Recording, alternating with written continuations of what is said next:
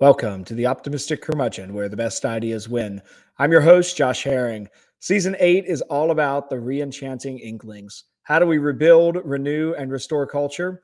The Inklings give us a model. I want to ask for your help in two ways. You're probably watching this episode on X or on YouTube. Please find and follow us on both platforms. I tweet as at the Optimistic C3. And then if you're looking for the show on YouTube, just search for the Optimistic Curmudgeon. We want you to be able to find and follow our content and then be able to share that across your platforms. We want to be part of the conversation and help other people to see how life is truly good, true, and beautiful. And now, on to this week's episode of The Optimistic Curmudgeon. If you've been following my show for a while, you might recognize that this is a little out of the ordinary.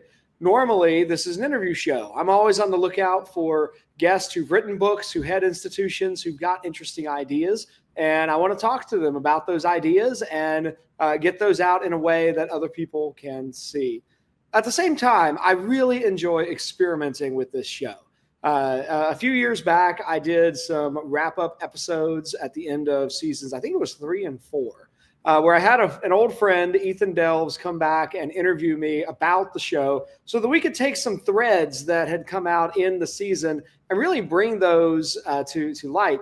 But as I was thinking about season 8, I thought, I don't want to do that. I don't want to do a wrap-up episode. This time, I want to try an introductory episode. An introduction really ought to lay forth what's going to happen. It ought to give people reasons why they want to keep going in a book. And I hope this episode does that for you as you look ahead at what we're going to be dropping in season 8 of The Optimistic Curmudgeon. I'm really excited about what we're going to do. Because in part, I really love the fact that the show is becoming a little bit more thematically organized. Back in season 7, you may have noticed that we bookended the show with episodes about Sir Roger Scruton. The first episode and the last episode were both about Scruton. I loved how that sort of gave a hook and a thread for the whole episode. It tied a few of the conversations together. I hope in season 8, we're going to move one step forward in that kind of organization. Back in September of 2024, I had the opportunity to go to the Undiscovered Lewis Conference hosted by George Fox University out in Portland, Oregon. There I met a bunch of C.S. Lewis scholars. And I'd read Lewis for years. I love Lewis. He manages to work his way into most of my interviews with people. But I didn't quite realize just how big the world of Lewis scholarship was. I met a lot of people, and I met folks who know every Lewis quote. They know all of the parts of his life in chronological order, and they somehow all read each other's books about Lewis. And as I met them, I was like, oh, I need to get this guy on the show. I need to get this lady on the show. And I've spent the last 8 months or so following up with, not really 8 months, 4 months, since now it's January, 4 months following up with people from that conference. And I had enough Lewis episodes. I thought maybe we'll just do a Lewis season. Well, then I talked to Austin Freeman about his book, Tolkien Dogmatics, and thought, well, maybe it's a Lewis and Tolkien season. And then I pitched my friend Landon Lofton an episode about Owen Barfield. He's one of the world's leading experts on Barfield. I was like, oh, well, now I've got 3. I actually think this is expanded to be an Inklings season. And that's really where we're going here in season 8. Well, then I figured, well, if I'm going to do thematic unity, we might as well go all in. And I think there's something that this season can say about the topic of enchantment. Enchantment is a little bit of a hot topic right now. I've started doing a lot more on X, and there are plenty of people who are talking about enchantment.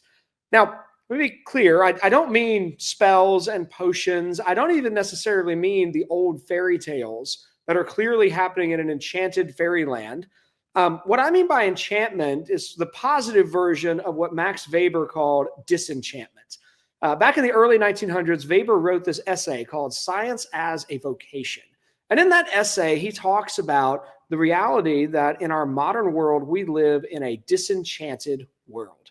Weber was looking back at the results of the Enlightenment and the scientific revolution. And the term disenchantment sort of connotes a sense in which, a true sense in which the scientific revolution gave rise to a much greater understanding of physical reality. We understand how things move, what they're made of, what they're caused by on a physical level with much more clarity and precision and truthfulness than they did in, say, the 1200s. At the same time, there's an older view, and that older view saw all of reality as deeply, deeply meaningful.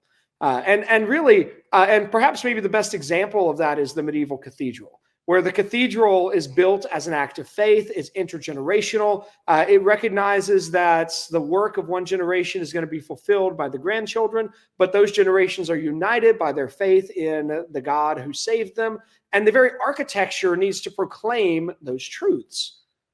Well, when we get to our modern day, it's increasingly difficult to hold to that older view.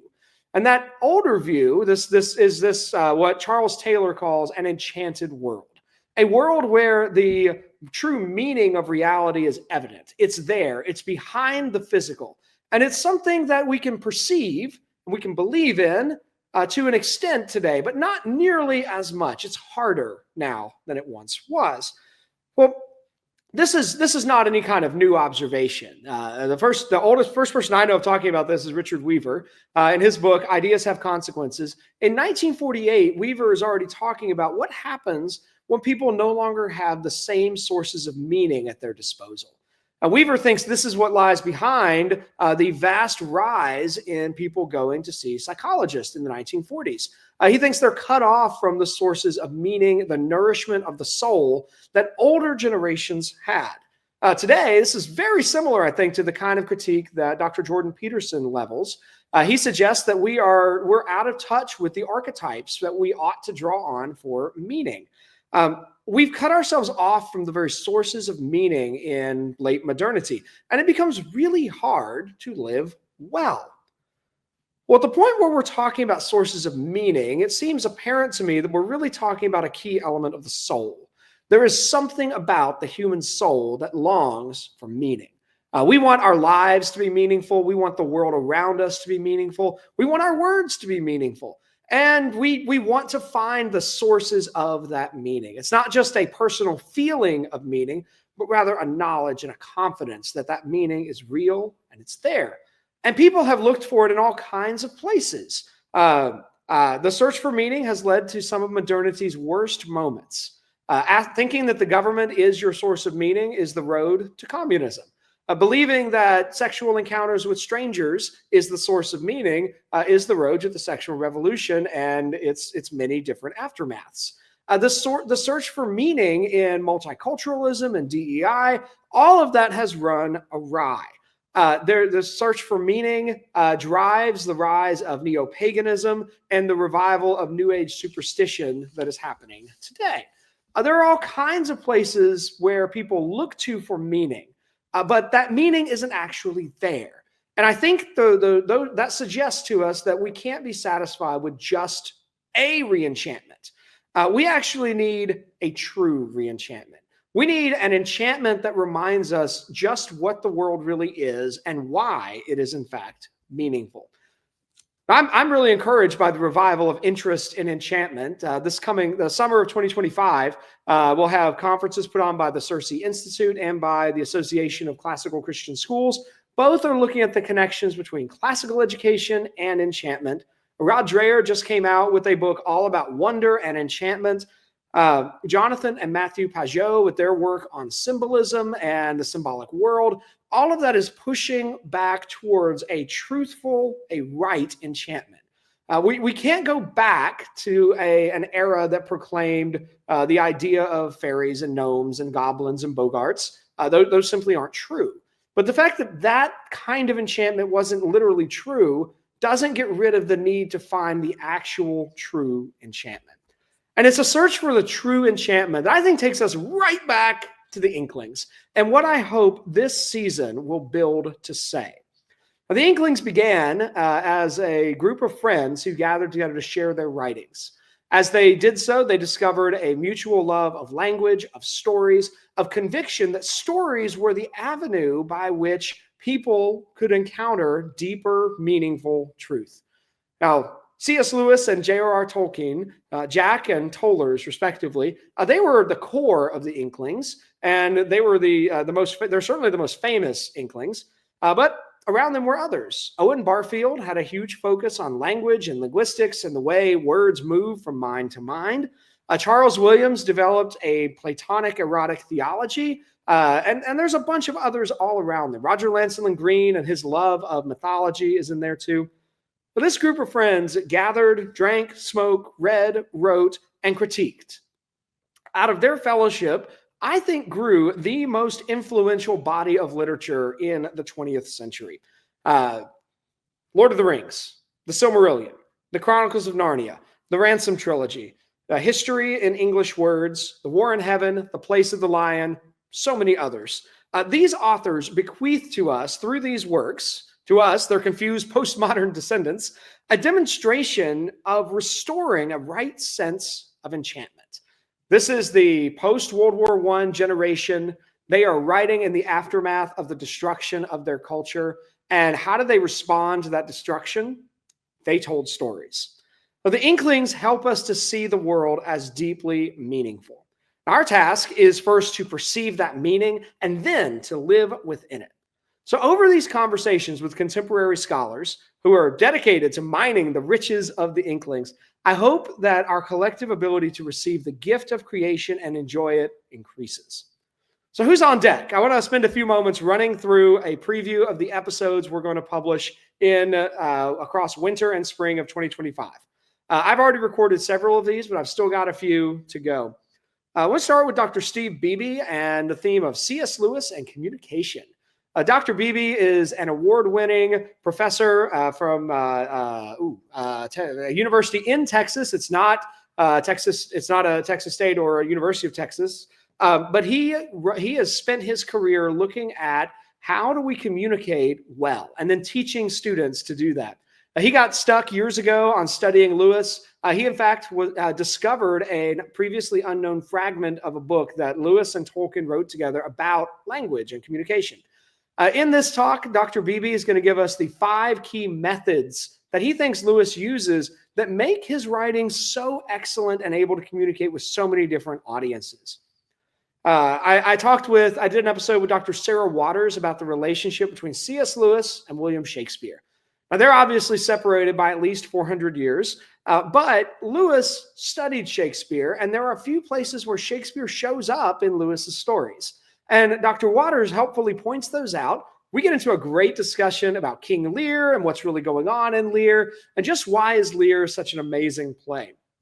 Now, I'm also dropping an episode that I did with a group of friends on, we got together to defend the tradition of great books, which I think fits as a Lewisian concept. Lewis himself received a degree in greats from Oxford, and he spent his life teaching those great books. But there was an article that came out on a website called The American Mind several months ago by a gentleman named Alex Petkus. His article was titled, "Great Books is for Losers." And he went on and made a series of arguments about why the great books movement is really, has already given up the ghost and is not worth pursuing. Well, I read it and thought, oh, this is really awful. It needs a good response. So I asked some friends if we could all get together. We are all connected through Faulkner University's Great Books Honors College and the PhD program in humanities there. So that episode features Dr. Jason Jewell, Dr. Sean Hadley, Dr. Mike Young, Dr. Scott Postma, and myself. The next episode I want to tell you about is with one of my favorite contemporary authors. I promise you, he's not paying me to say that. I just love his books. This guy's name is Brent Weeks. He is the author of the Night Angel trilogy, the Lightbringer series, and he's currently writing the Kyler Chronicles. Now, Brent is another graduate of Hillsdale College. He was there a couple of generations of students before I was. We had the chance to meet in Oregon at the Lewis Conference, and he was just as impressive in person as he is in his stories. And I got to sit down with him and really ask him a lot of questions about what's it like to be a Christian who writes mainstream fantasy, and why are you so dedicated to telling an excellent story? I think Brent is strongly influenced by both Lewis and Tolkien and the general tradition of classical literature. But he also shows this is not just a phenomenon that happened back in early 20th century England. This is something that contemporary writers can do.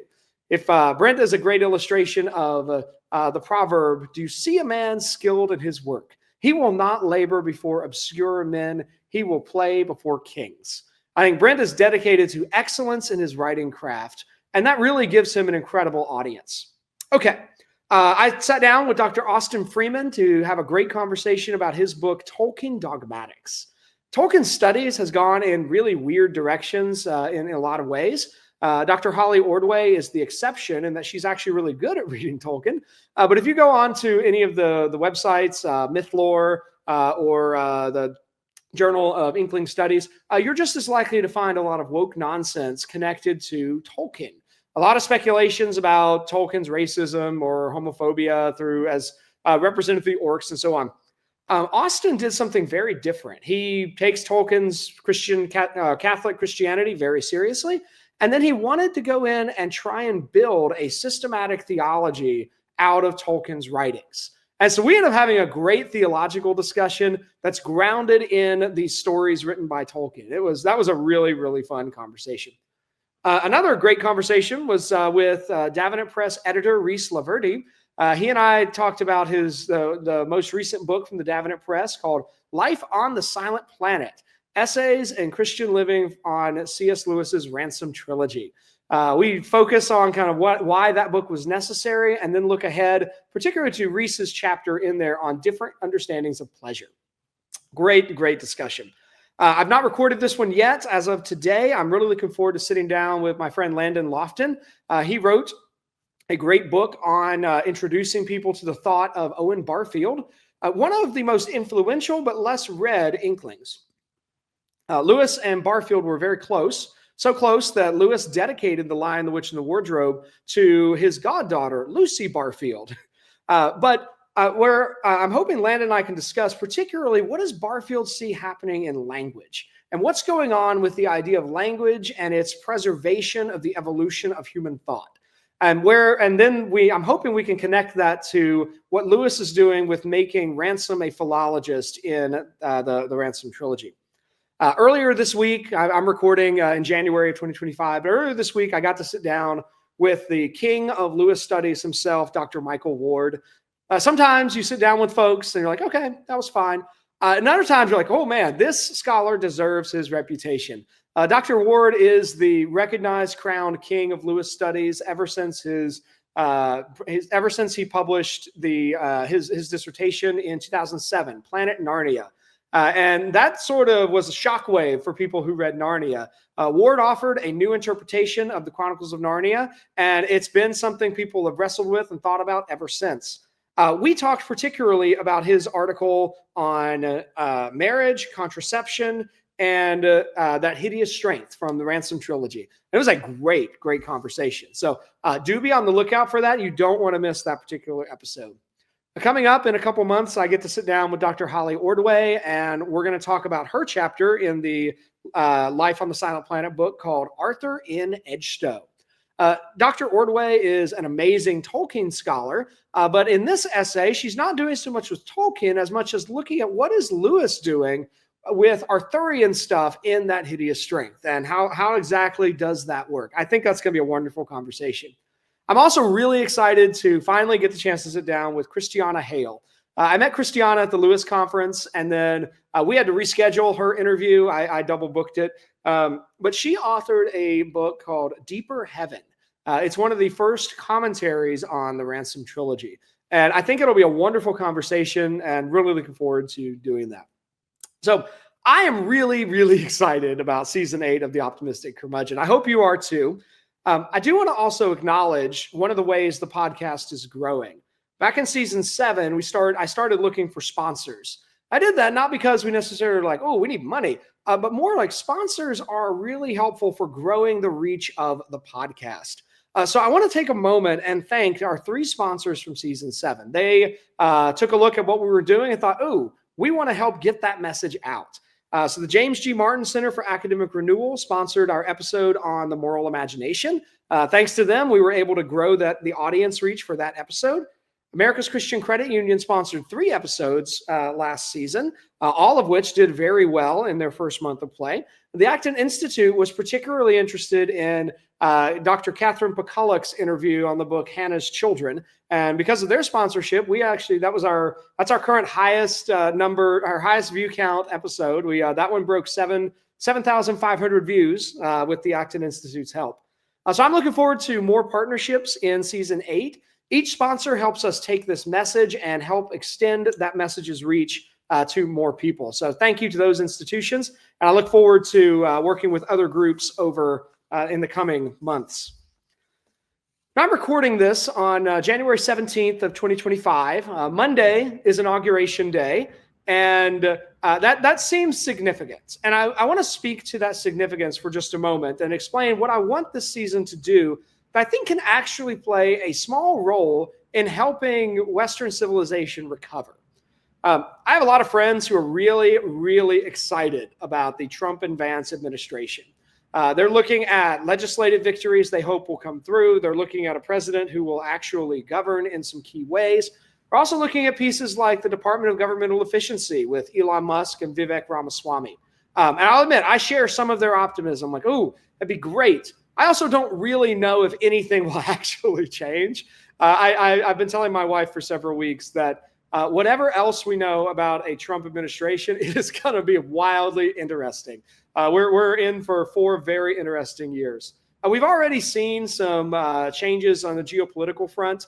The war between Israel and Palestine is seeming to calm down with the looming inauguration of President Trump. But I don't think any of those things are actually the most important thing we ought to be looking for in 2025. I have a lot of friends who will talk about what the right needs to do, and I want to borrow some of that language. But I want to explain what I mean by the right. By the right, I mean a really broad coalition of usually contradictory positions that are broadly interested in traditionalism. The right is maybe connected to the term conservatism. It's maybe connected to the Republican Party, but also probably not at the exact same time. It's opposite the Democratic Party, the progressives, the left. All of that fits as a loose coalition of groups that are not interested in traditionalism. Well, we're looking at 2025. There have been some governmental wins. It's possible that we'll have a few good laws passed. Maybe the Supreme Court will make some good decisions. Maybe not. I actually think if we're looking at what can the right do that would actually move us to a position of better civilizational health, it's recovering the art of storytelling. We on the right have lost primarily, we've lost the ability to write good stories, to film good stories, and then get those out into mass audiences in ways that engage lots of people.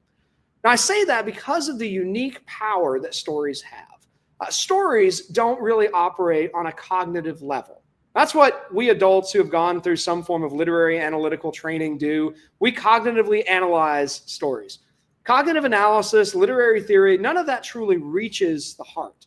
The story grabs the reader, grabs the viewer, pulls you into a story universe, and through the arts of narrative, through arrangement, through poetic imagery, a good story shapes how you view the world. This is what Tolkien described in his great essay on fairy stories. The best storytellers create a secondary world that then gives you a reflection of the primary world. And if the story works correctly, you exit the secondary world seeing the actual world differently because you've seen the reflection. Now, Tolkien wrote that essay in the 1930s. Great essay, might have been the 1940s, but it was a great essay. It's a fabulous piece of explaining what literature really does. Unfortunately, all of the institutions that encourage people to tell stories, that have created massive distribution channels for good stories, and that create economic networks that mean you can make a good living telling good stories, those are all owned by the left. Those are all owned by the people who deny reality. And it's why over the last 20 to 25 years that I've been paying attention, we keep getting really bad stories that are everywhere. Think for me for just a moment about how often you have watched a movie or seen a TV show over the last 10 years that had a transgender story arc. Just 15 years ago, that would have been unthinkable. It's now pretty passé. I hit this a couple months ago when I was watching through the show Billions, stars Paul Giamatti. And season one was great. I was like, I am here for a financial crimes thriller. And then you get a character that really becomes primary, and then the character moves from being feminist to being trans. And that became just a major thread. That's the narrative that's being pushed. Same thing. We could go on for infinite examples, but really, that's what that does. Is it takes something that is ultimately a denial of reality and it normalizes it. It situates the heart and the mind to expect that that's a normal part of human experience. In reality, these pieces that deny the truth of the world that we live in should not be the main threads and themes of normal stories that people encounter. They are now absolutely normal. So, what can we do to bring our civilization back to a posture of health? We can learn how to tell stories that celebrate the goodness of reality, that celebrate the joy of being human, that look back at the way God Himself has made us in His image, male and female, and learn to see the stewardship of the world as our task and the bringing about of the good within God's creation as the noble calling of what it means to be human. That's what we can do. And this is exactly really why I want to go back to the Inklings, because this is what Tolkien and Lewis and Williams and Barfield and Green and all the other folks that were associated with them, this is what they were doing in their stories. And they weren't doing it as some sort of didactic sermon. Instead, they were telling great stories that grew out of their understanding of reality, their understanding of human nature, and in so doing, they provided us better mirrors. If Tolkien's right, and literature really does, stories really do work as mirrors that help us process the reality that's in front of us, it's a really dangerous thing that we have been looking in perverted, curved, and cracked mirrors for years. So what can the right do when they've seemed to have recovered a little bit? When we had some electoral wins, well, I don't know if we'll actually do anything on a governmental level, but the people who are really have the calling in their hearts to tell good stories, they can look back to the Inklings and they can learn to tell the right kind of stories. So I have very small ambitions of season 8 contributing to taking America back from those who deny reality. This is not a battle that we win on physical grounds or by intellectual debate in the arena. Instead, we have to win the war for reality on the grounds of the imagination. And there are no better guides to that territory than C.S. Lewis and J.R.R. Tolkien. So thank you for joining me here for season 8 of The Optimistic Curmudgeon. It's going to be an amazing series of conversations. Please do find and follow us on all the platforms. I'll have links in the show description for this episode. We have a YouTube channel. We have an X account. We now have an Instagram Optimistic Curmudgeon quotes theme page. So shout out to my intern for running that one. So it's very exciting. Please like, follow us, all the things. Spread the word. Our society is in a bad place, but we don't have to stay there. We know what needs to happen to have a healthy civilization. And by looking back at the Inklings, I think we just might see some great models. You've been listening to another episode of The Optimistic Curmudgeon, where the best ideas win. I'm your host, Josh Herring. I hope you enjoyed this episode. If so, please do find and follow us on X and on YouTube. On X, you can find me as @TheOptimisticC3, and on YouTube, just search for Optimistic Curmudgeon. We want to make sure that you have the ability to find and follow all of our content. And then if you're looking at the show description, you'll see links to any resources that were referenced in the show, as well as the sponsors for this episode. Please do check those out. We are very grateful for a variety of different institutions in helping to make this show possible. Until next time, seek the good, enjoy the true, and live the beautiful.